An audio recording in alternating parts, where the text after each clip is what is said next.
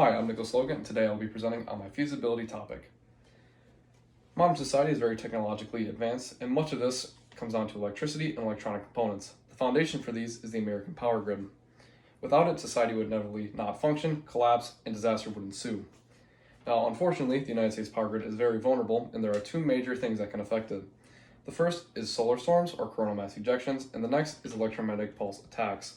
What are these exactly? Well, a solar storm or coronal mass ejection is a wave of energy released from the sun's surface that can impact the earth and induce unwanted currents into the magnetic field. An electromagnetic pulse attack is where a nuclear warhead or device similar is detonated over a large swath of area, inducing the same currents that can be devastating.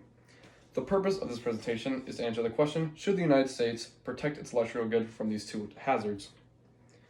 Now, solar storms have happened since 1859 in an event known as the Carrington event. This is the first major solar storm documented. Now, these events do happen, but they are rare.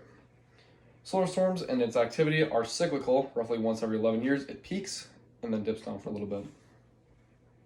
Most flares, solar storms, or coronal mass ejections do not hit the Earth, as the Earth is very small, rotating around this big sun, and sometimes it just happen to hit us by chance, but this chance is very slim. Every year, there's about a 0.5 to 1% chance of a solar storm actually impacting the Earth that is major. Now, the stronger an event is, the rarer it is.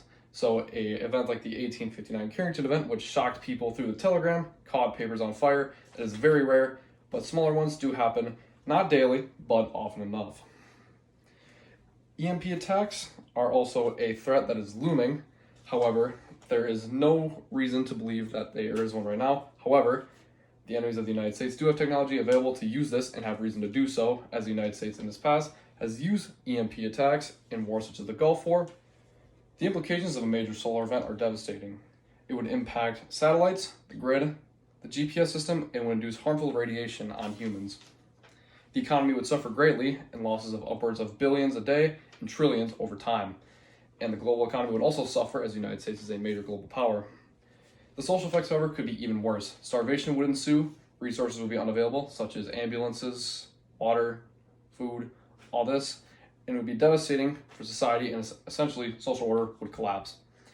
EMP attacks and their implications are similar. If an EMP even was detonated 200 miles over mainland Kansas, the entire United States would be wiped out aside of Alaska and Hawaii.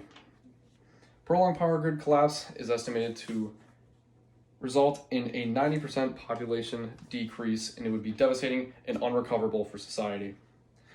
There are several technologies available, however, to prevent this disaster. So the grid is not hardened or protected currently, and if so, very minimally. But to protect against EMPs, shielding is most often used, shielding from currents, radiation, and other harmful effects.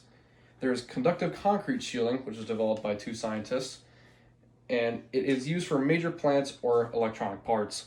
Silicon-based shielding is used for smaller parts, such as the chips in computers, microcontrollers, and other smaller things.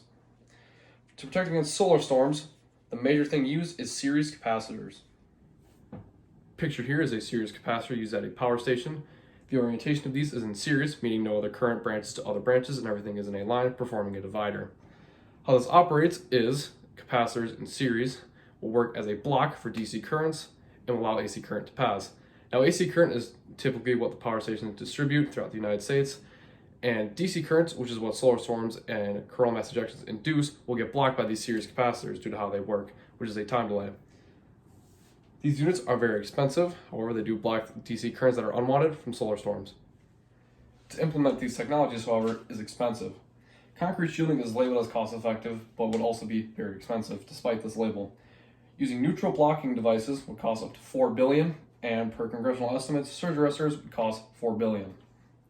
However, not protecting the grid is equally, if not more expensive, due to the social costs, society potentially collapsing, the social order completely devolving. All these unnecessary and negative consequences that would occur would be exponentially more expensive, upwards of billions, trillions, an unquantifiable amount. It is recommended that the U.S. protects its electrical grid from these two hazards. However, the solution for this ultimately is not up to the people directly, but they can help. It is recommended that the people go to politicians, congressmen, and talk about this issue and get them interested. As right now, the United States government has little interest in protecting its electrical grid, despite acknowledging the hazards that are present. So talking to politicians, spreading this by word of mouth is the best idea, as eventually the only way to get this passed through is through congressional legislature and implementation thereof. Once this is in place, however, a federal body must either be upgraded, the NERC must be upgraded, or a new body must be created to help regulate, protect, and maintain the new electrical grid and its technologies.